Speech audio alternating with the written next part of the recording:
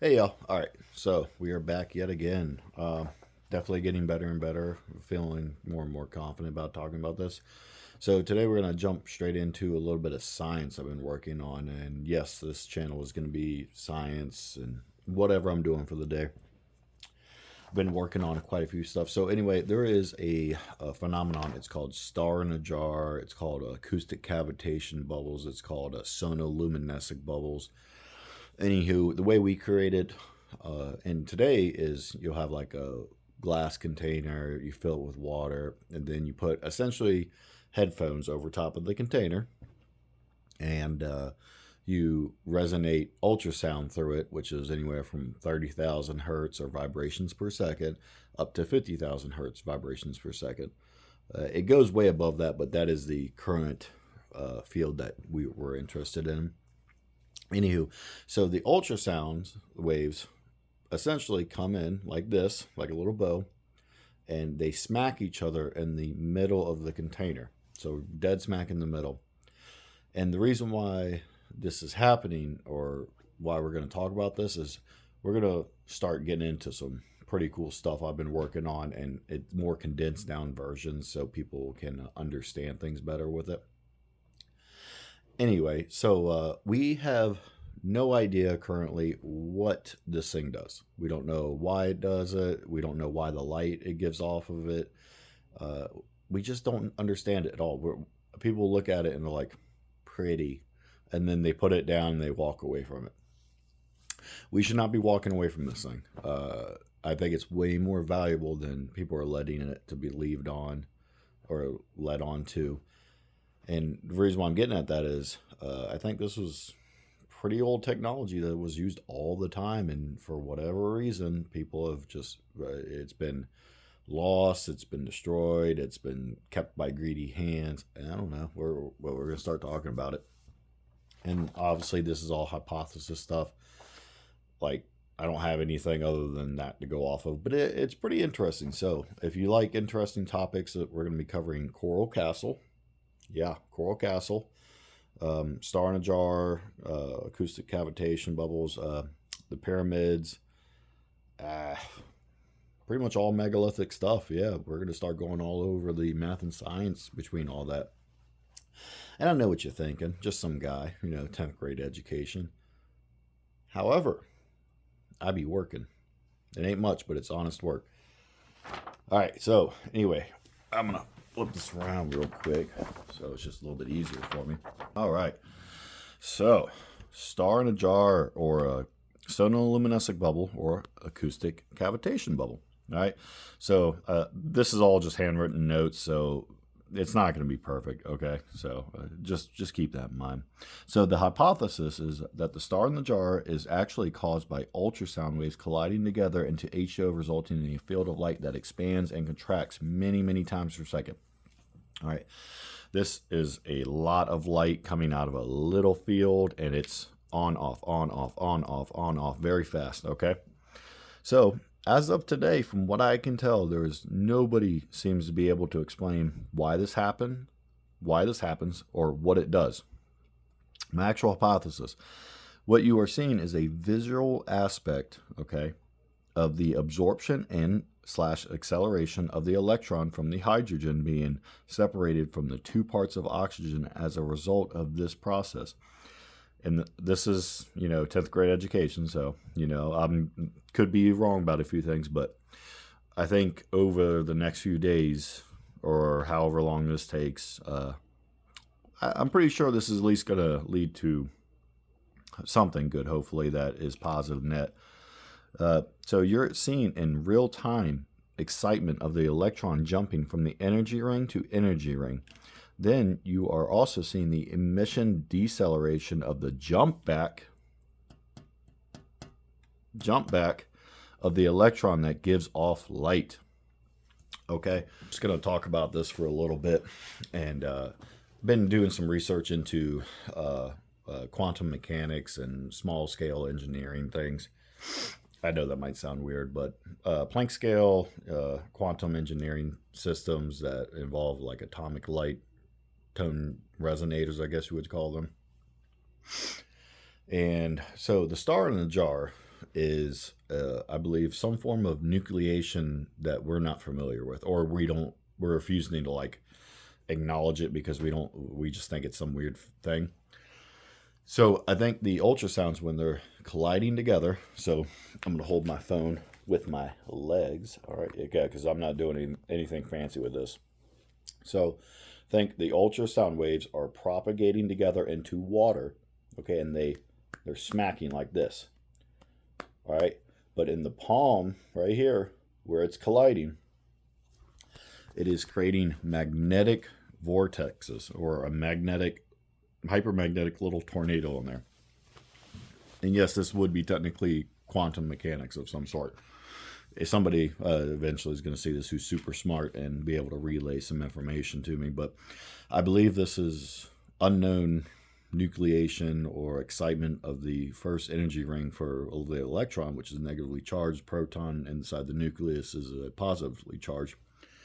And you have these rings that are excited through different wavelengths of light, okay?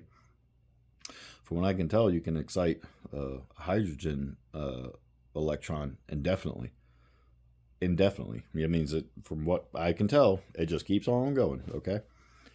And we're going to, I'll break out the science stuff tomorrow, because I think tomorrow might be a little bit longer of a video. And by longer, it's probably going to be a solid hour at least. And the sonoluminescent bubble, or acoustic cavitation bubble, what is happening is colliding, and it is making flashes of light once when the field expands, right? And it's expanding from the ultrasound waves colliding, okay? So that's your absorption. That's where it's getting this energy to excite the negatively charged electron to the next stage. So like, imagine like, think like Dragon Ball Z with Goku, his different Super Saiyan sides. So he's got first Super Saiyan, second Super Saiyan, then third Super Saiyan, right? That's essentially how this thing is working. So the ultrasound is creating the first ring, okay? And that wave, if it collides again, it will help propagate that same electron, all right? What I believe is meaning is this thing is absorption and acceleration of electron takes energy, okay?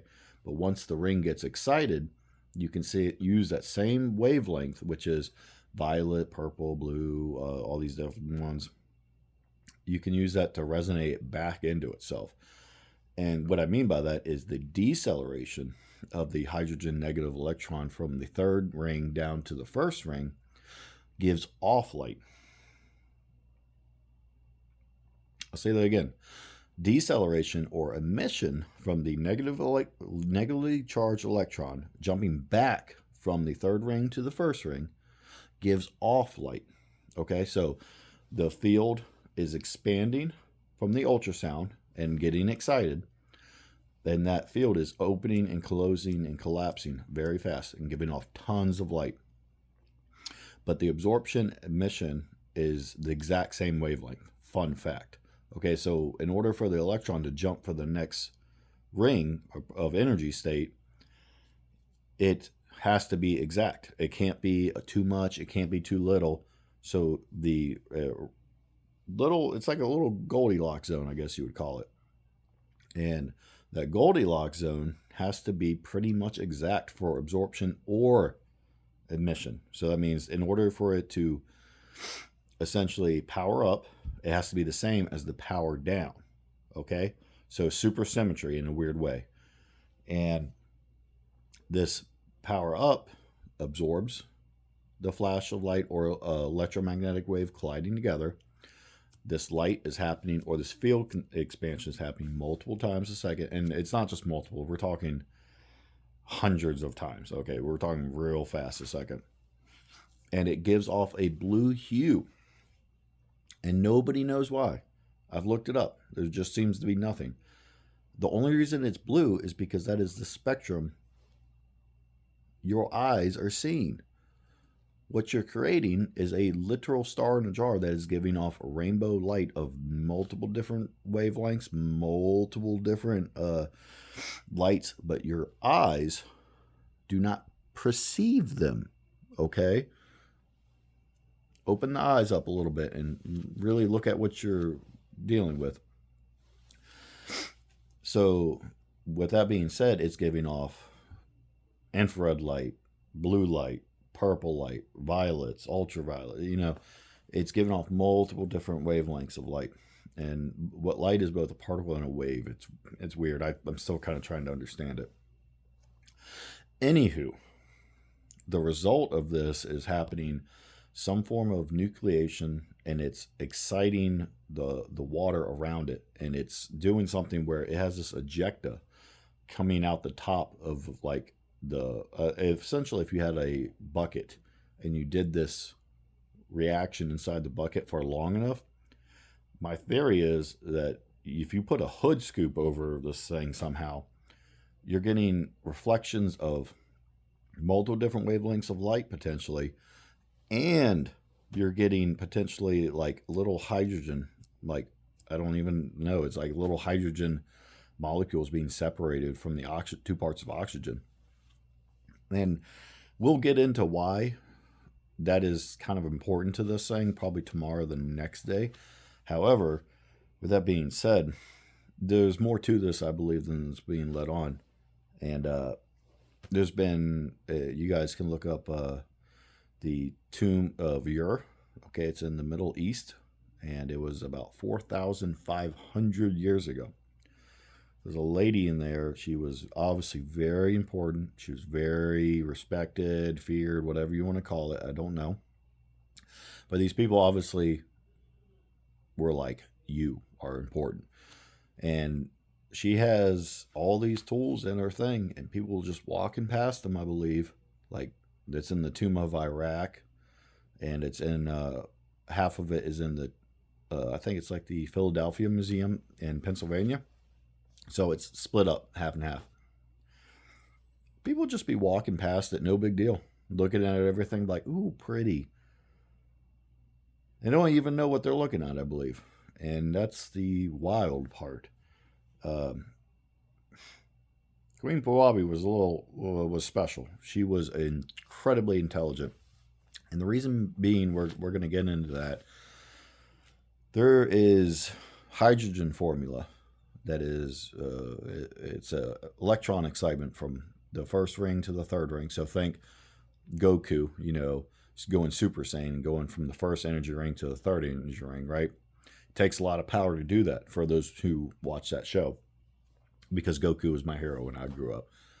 So I definitely watched that show and I loved it. And anyway, but coming back from the third energy level to the first energy level, it gives off light. So think like he's like descaling or downpowering, but he's giving off energy at that same time. It's kind of a weird concept, right?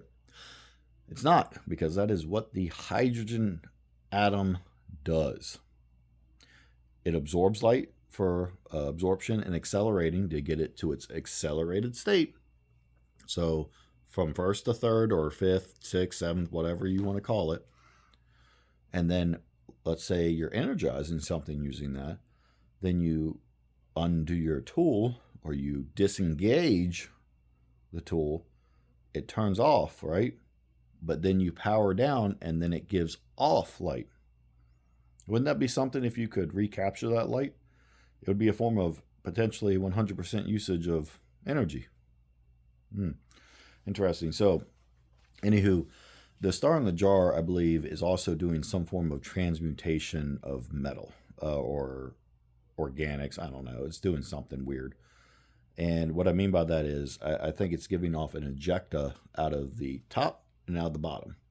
So the top is like different wavelengths of light potentially, and maybe even, I wouldn't call it nuclear fusion, but something funky's going on there. I think it might be separating the hydrogen from the oxygen molecules if done correct with the appropriate amount of power and the appropriate amount of, or appropriate container, I guess you would call it. Pyramids definitely are using this technology, in my opinion, and we will get into that. So trust me, this is going to start picking up real fast, okay? And the bottom of it, of the container, would, I believe, have an ejecta of remnants or leftover I wouldn't really call it radiated material, but it's almost like a transmutated material. It's a little different from the original. And the reason why we get this is you are getting this electron when it is circling. It's like a circle. But when it's circling, I believe that it's making these little polar, I call them like hypermagnetic vortexes. So imagine a tornado coming over the land, right? This is your land. I'm gonna hold it with my feet again because that's just how it's gonna happen. All right, so you have your land. Let's say you have a little tornado, right, coming along. It sweeps up some stuff at once, and then it spits it back out over here after doing this extreme quantum tornado of magnetism, and it spits out new material. Again, this is hypothesis. I've not built this. I got really interested with the Coral Castle stuff. I started building a version, and I just didn't get very far with it. I needed to learn more because, well, I essentially got to a certain point, and I was like, yeah, I'm not quite sure yet. But yeah, we're going to be talking about quantum mechanics and on this channel, so just bear with me. I think it's one of those things where I've always just been really inclined to learn when I see other people watching dumb shows or silly shows that are just kind of not good for the brain. It's like it turns me off. I'm like, like I've got to be in the real particular mood to watch, like, I guess you would say, not information gaining material, and that's something that a lot of people just don't know about me. Yeah, sorry, my hair is kind of wild, but yeah, it's getting long. Or even though it's just bushy today, I guess. Yeah, we're gonna go bushy. So, what I would do in my spare time, like I would get up, go to work, or go to the gym, then go to work. I come home, and I would always just study. I guess you would call it. I would call it like watching infomercials that are relative to my hobbies. So I got really into frequencies with the subwoofer stuff, the car audio. I was really a good stacker with Walmart. I loved order filling. It just made me feel good, working with my friends, and well, maybe not all friends, but working with the people, and just being there, seeing everybody, and then being able to do stuff to help. And with order filling, I got really good at stacking. I could see how well some of these seams are in some of these megalithic stones. I was looking at them, I was like, man, whoever stacked that is a very good order filler. I know that sounds weird to say that, but I did. I looked at it, I was like, man, they can stack better than I can, because some of these walls were like mortarless dams that could hold water. How come we don't see that around today? Have you ever truly thought about that? How come we do not have mortarless dams made out of stone that hold water today? It's because we cannot do it. Lost technology somewhere, guys. And we have mortarless dams or mortarless stacked walls everywhere. Everywhere. There are megalithic sites everywhere. There's no explanations for how the pyramids were built. Fixing to learn you. And I don't know. I think there's a lot more to this than we're being informed, I guess you would say. Yeah, that's how I feel. And but I was looking at a lot of these frequency-driven, agent sites, in my opinion, and they were using sound for sure, without a doubt. And the audio side of me looked at this, and I was looking at like the Great Pyramid of Giza, and I was like, that's a giant subwoofer chamber, but just not with acoustic waves. It would be with ultrasound waves, right? So I was looking at it, I was like, these people stacked better than I did, and they were louder than I was. I was like, challenge accepted, because that's just who I am. I'm that person. But I did. I really did. I started looking at this, and I was like, well, there's got to be an answer to this, because the evidence is clearly right in front of our faces. And modern archaeology tells us that it was copper chisels and planks and ramps. I'll stop. I'll stop. No. Um, yeah, that's just not the case, y'all. I don't know how to break your bubble on that. It's definitely without a doubt lost ancient technology that is unfathomably better than ours. And we're gonna get into all this because it's gonna, yeah, it's just it's real simple. I don't know how people aren't figuring this out quite yet. Maybe it's like people just kind of, I guess, look at it and they believe everything they're being told. And yeah, I don't know, maybe that that little like third eye thing people will be talking about. Yeah, I think that's a real thing, and fluoride's got to go, because apparently that blocks that, and you feel a lot better. I think, and what I mean by that is, I recently had a very hard right turn in spirituality. And what I mean by that is, I've gone in before. I wasn't like the biggest. I was right down the middle when it came. I was like agnostic, 50-50. And anyway, so I guess we'll just go for it. It was like, man, I was driving one day and I was really upset with just how life was going. It was about a year and a half ago, and I was very upset about how life was going. It felt like everything was just falling apart. Every financials, mental, my body. I was injured and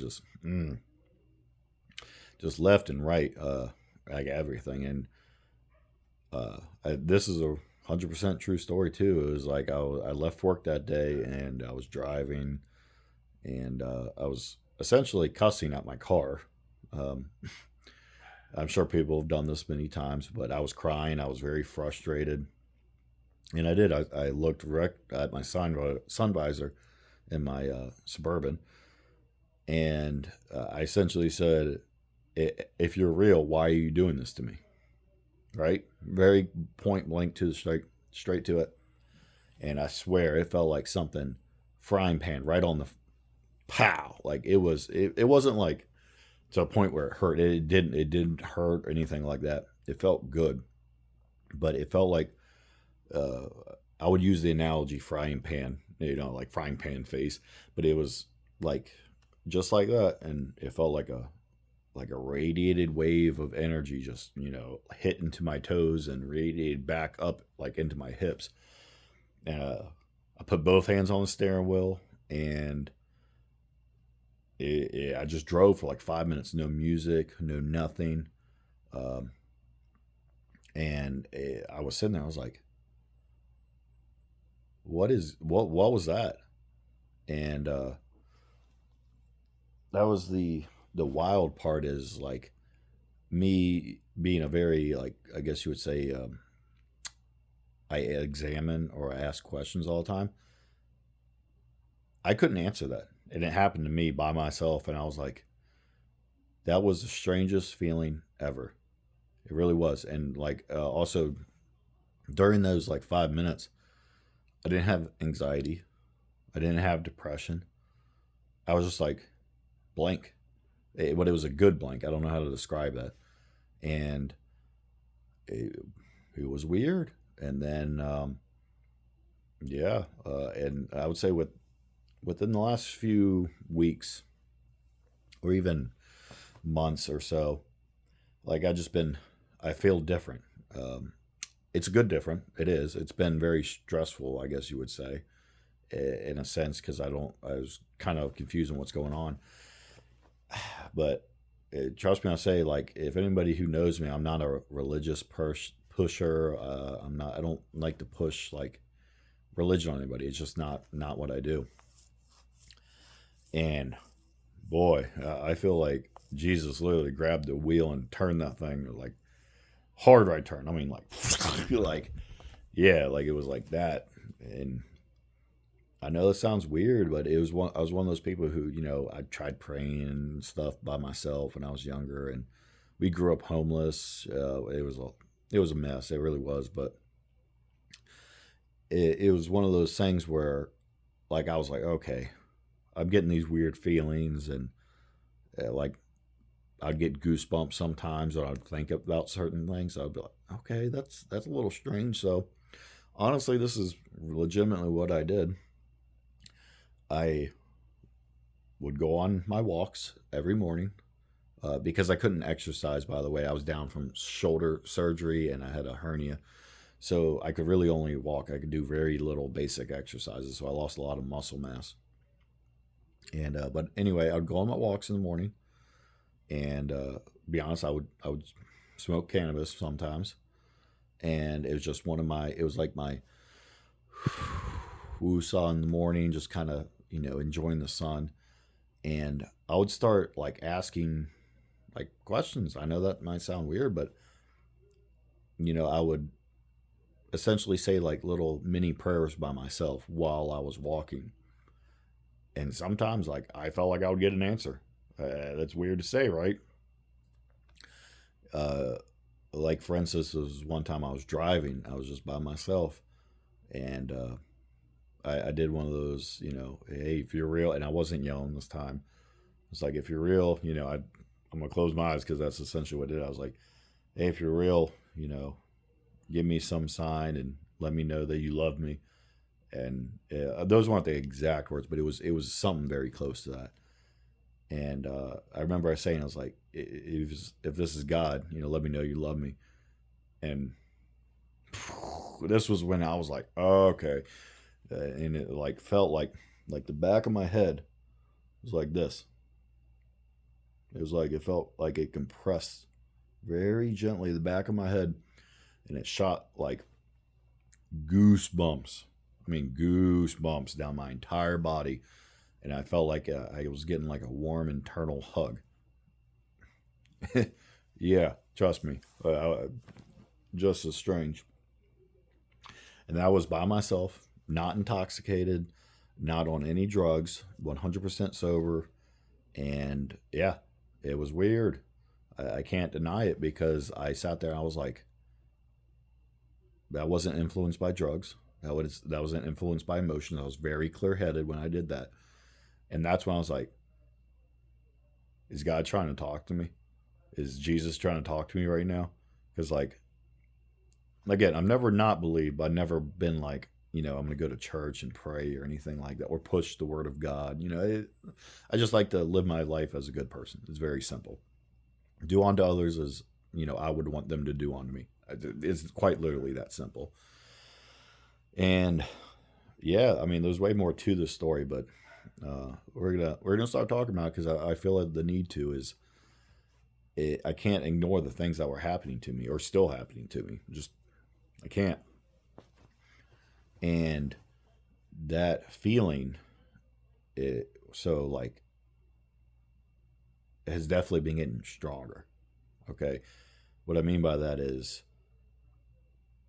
like I went with my parents the other day. My parents, for whoever knows me, is like I've never really gotten along like religiously with my parents. It's always been bickering back and forth and arguing, and like I never saw the results of God because we were homeless, and I got bullied, and it was just this whole mess. Anywho, I went to my mom and dad, and they're essentially. I mean, I wouldn't call it homeless, but they don't have a home, per se. And I went over there, and I essentially apologized to them. I guess it was like heartfelt. Hey, I'm sorry, mom and dad, and I think you might be right about the whole spiritual thing, and I meant it, and it was a real happy feeling. I felt a lot better about it. I'm not gonna lie. I felt like I was like, whew, okay, that felt better. And as soon as I did that, mom got goosebumps, dad got goosebumps, I got goosebumps, and I was like, all right, that was like a trifecta thing. That was, I mean, obviously there's emotion behind that, and that can definitely cause goosebumps. So also, if you're still listening and actually listening, thank you. I will assure you, it's going to get more exciting, hopefully. And yeah, I don't know. I feel like it's something that should be more talked about, and people judge others for just telling their experiences, whether it's good, bad. People think you're crazy. And yeah, I think it's good just to talk about it, because what if other people are having these same types of experiences, but they don't want to seem crazy, so they don't talk about it. And then that's a problem, is it not? I'm just being real here. This isn't like, I'm not like forging, I'm not like lying about all this. This is not easy for me to do. So it was one of those things where like I repented of my sins, and as I did this with my parents also, and I cried, they cried. It was like a little hallmark moment or whatever, but I felt so much better afterwards. And I mean, for people who don't believe, to teach their own. Go somewhere quiet. Go somewhere quiet for a few days and really just break yourself down and ask yourself, why is this happening to me? But don't make up excuses. Really break yourself down. And what I mean by that is, be like, hey, why am I not succeeding right now? Don't make up excuses. Write it down on a piece of paper and be like, okay, that's my problem right there, is repetitive laziness. My problem is procrastination through anxiety and depression. Just telling you right now, that's probably my biggest bugaboo for me, is I procrastinate, and I let anxiety and depression win sometimes. And also, this is again why I'm doing this, is this is helping me with my own problems. And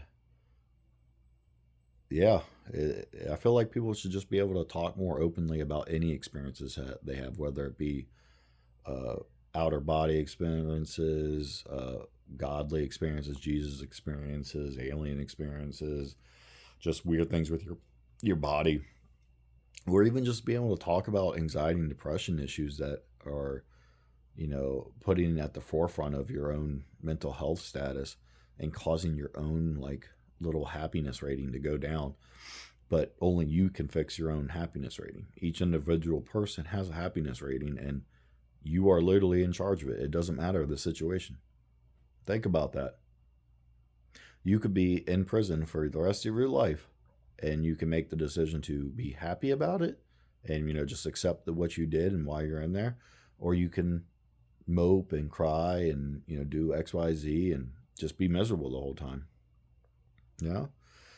And for me, it's, if I'm able to talk about it openly, who knows? This could start a trend in a good way, where people are openly talking about their real world problems with a common sense, logical thinking mind. I used to judge people all the time. I don't do that no more. It ain't me no more. Because after this whole thing with like me realizing God is real, I'm like, whew, okay, well I shouldn't do that anymore, because that's not my place, and it's not. So yeah, if this is just how it's gonna be, then yeah, I'm cool with that. If I gotta tell the world about my own problems, so people can feel comfortable talking to me, or I can feel comfortable talking to them, and this benefits both of us or multiple people. And I have gotten quite a few messages from people already, and just a little bit of videos I've done so far that haven't gotten many views. I've already gotten a few that have resonated with myself, and they sent me very kind messages. And I'll admit, some of them I've gotten is they yeah, they made me feel real good, and that is yeah, see, but it did, made me feel good, made them feel good, and it's just a little conversation. So with that being said, I'm gonna wrap up today, and tomorrow we're gonna be talking about some quantum mechanics and God. All right, bye, y'all.